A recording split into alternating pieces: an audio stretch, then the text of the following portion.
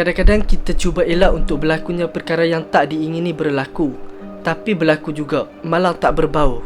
Inilah satu kisah yang aku nak cover kali ni. Boleh dikatakan antara yang terbesar lah. Satu penculikan yang berlaku melibatkan 26 pelajar. Boleh dikatakan antara penculikan yang terbesar dalam sejarah Amerika Syarikat. Mengisahkan kejadian penculikan yang melibatkan 26 pelajar dan seorang pemandu bas. Pemandu bas yang bernama Frank Edward Ray. Nama pemandu ni aku akan sebut sebagai Ed sajalah, sebagai singkatan. Mereka ni ditanam hidup-hidup.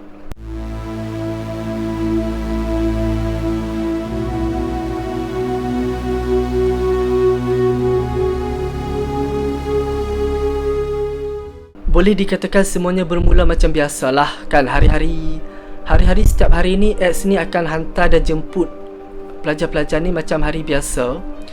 Dan dia dikenali ramai.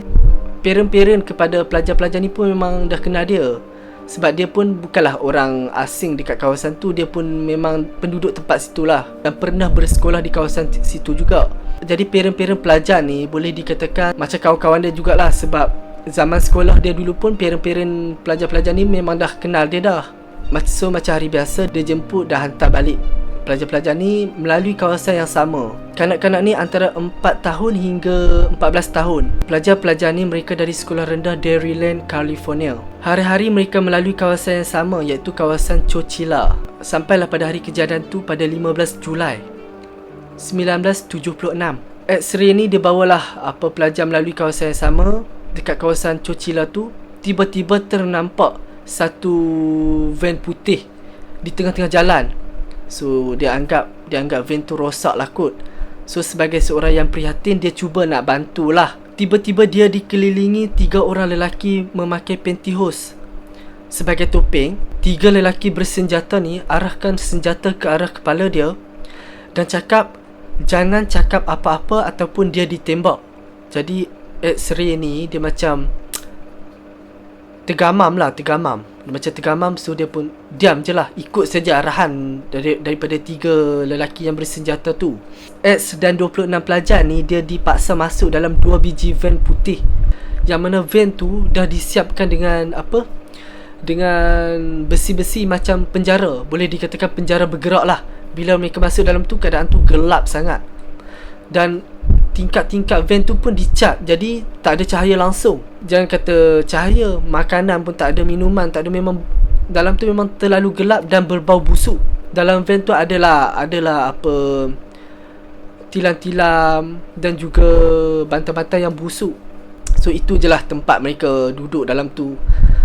Dalam keadaan mereka pun tak tahu apa yang akan berlaku. Tak ada cahaya, tak ada udara, memang keadaan gelap dan menakutkan bagi terutamanya kepada pelajar-pelajar yang berusia 4 tahun, 5 tahun macam tu. Mereka memang takut lah dengan panik dan malah ada sampai muntah-muntah. Mangsa-mangsa ni memang tak tahulah apa yang akan berlaku dan ke mana mereka dibawa. X-ray ni dia macam rasa something tak kena lah. Dia macam dia tahu dah mesti ada sesuatu tak kena ni, tapi dia cuba untuk bertenang, sebab sebagai seorang dewasa untuk kawal situasi dia cuba tenang juga. Walaupun pelajar-pelajar tu tanya dia nak ke mana dan apa yang berlaku, dia pun macam tak tahu nak jawab apa. Dia pun cuba tenangkan dengan keadaan ketakutan. Dia sendiri pun takut. X ni dia tengok jam tangan dia dan dia anggarkan dalam 12 jam lah perjalanan tu. Adalah pelajar yang tanya dia apa patut mereka buat kan. Jadi X ni kata kita tenangkan diri, menyanyi. So mereka pun menyanyi lagu yang happening. Walaupun dalam keadaan takut mereka bernyanyi, tapi lama kelamaan lagu yang dinyanyi tu daripada happening kepada lagu sedih, dan ramai-ramai menangis-nangis. Keadaan jadi huru-hara lah dalam tu, sebab dah lama sangat, 12 jam kan.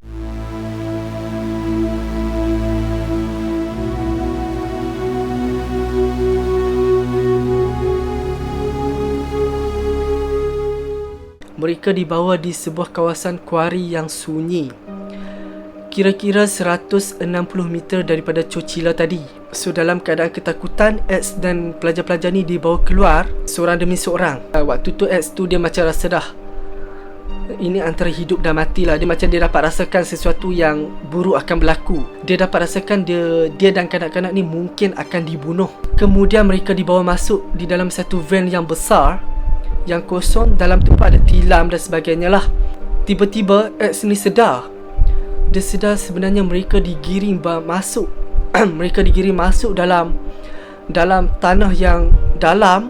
Dianggarkan 12 kaki dalam tanah. Tapi dalam van ni pula ada bekas-bekas yang diisi dengan makanan. Penculik ni macam dah sediakan makanan untuk mereka makan dalam tanah lah. Kan? Tapi kalau aku sebagai seorang mangsa, aku takkan makan kot. Tak ada selera nak makan.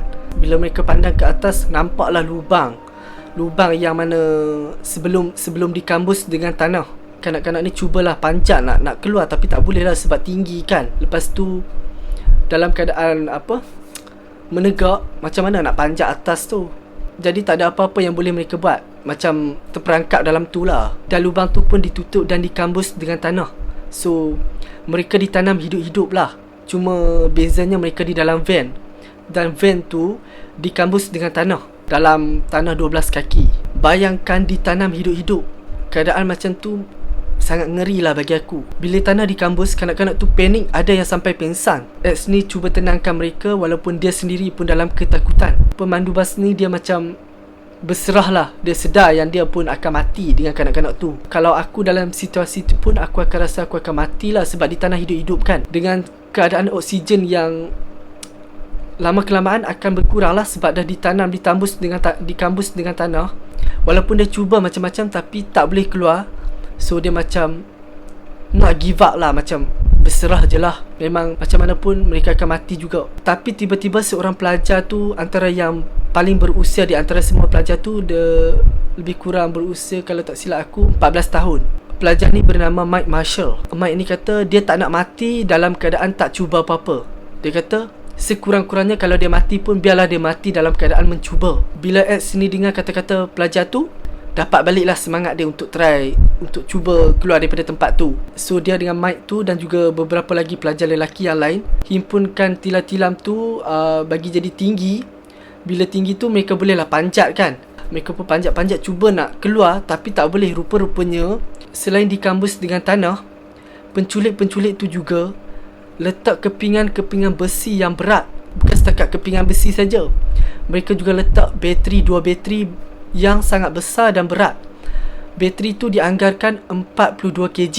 Bayangkan 42 kg 2 biji diletak di atas kepingan besi.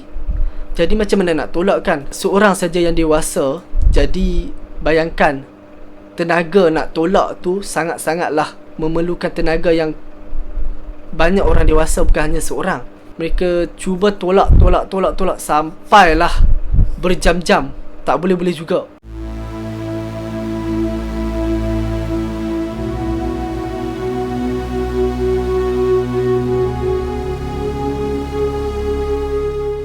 Sampai satu tahap mereka sangat penat lah.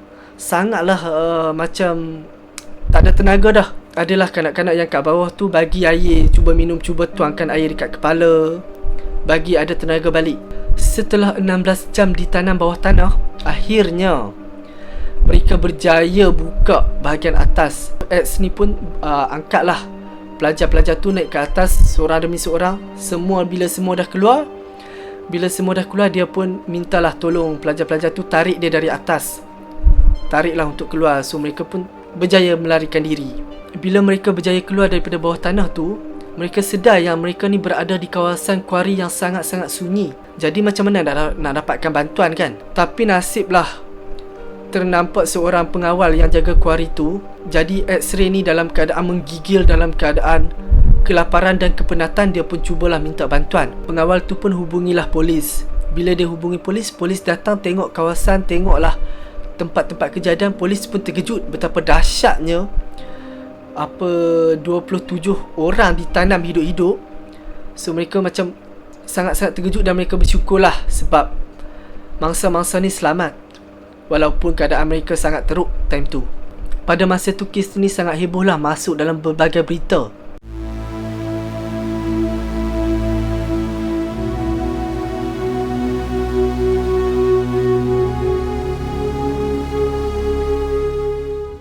Siasatan kes ni tak ambil masa yang lama sebab polis syok. Kalau melibatkan kuari ni, mesti ada kaitan dengan orang yang tahu selok belok tentang kuari ni. Jadi bila pihak polis selidik, mereka dapati orang yang terlibat tu adalah anak kepada pemilik kuari tersebut. Penculikan ini dirancang oleh anak kepada pemilik kuari tu yang bernama Frederick dan juga 2 rakan dia. Penculik ni bukanlah orang susah, tapi orang yang sangat-sangat kaya dan berpengaruh. Setelah 3 penculik ni ditangkap, mereka mengaku yang mereka culik sebab nak bayar hutang. Walaupun mereka ni adalah dari kalangan orang kaya, tapi mereka dibebani dengan hutang-hutang yang terlalu banyak.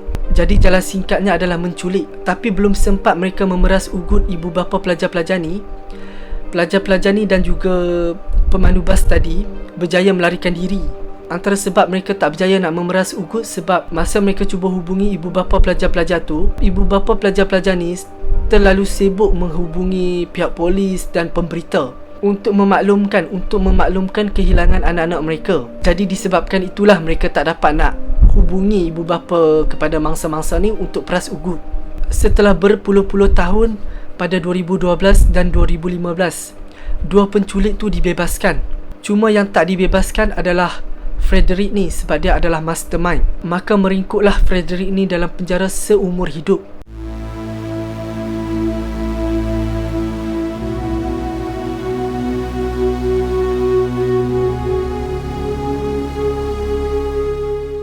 Setelah kejadian dan penculik-penculik ni ditangkap, X-Ray ni diangkat sebagai wira sebab berjaya selamatkan kanak-kanak tersebut.